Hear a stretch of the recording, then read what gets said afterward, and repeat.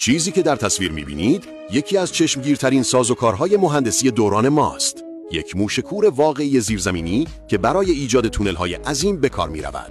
این ساز عظیم که با نام دستگاه حفاری تونل شناخته می‌شود، قادر است در سخت‌ترین سازه‌های سنگی نیز مسیر ایجاد کند. این ماشین‌ها در پروژه‌های بزرگ زیرساختی مانند ساخت مترو، تونل‌های جاده‌ای و سامانه‌های فاضلاب به طور گسترده استفاده می‌شوند. ورود دستگاه‌های حفاری تونل ساخت و ساز زیرزمینی را دگرگون کرده و این فرایند را کارآمدتر و ایمن‌تر ساخته است. اینها در واقع کارخانه‌های خودکار زیرزمینی هستند که نه تنها تونل را می‌کنند، بلکه بلافاصله دیوارهای آن را با قطعات بتنی ویژه تقویت می‌کنند. جالب است که بزرگترین این مجموعه‌ها به طول 100 متر و وزن 7000 تن می‌رسند و مونتاژ آنها در محل ممکن است چندین هفته طول بکشد. به واسطه وجود محفظه فشار آب بندی شده، این ماشین‌ها حتی می‌توانند زیر آب و در خاک‌های ناپایدار کار کنند که آنها را برای ساخت تونل‌های زیر رودخانه‌ها و تنگه‌های دریا به ابزاری بی‌بدیل تبدیل می‌کند.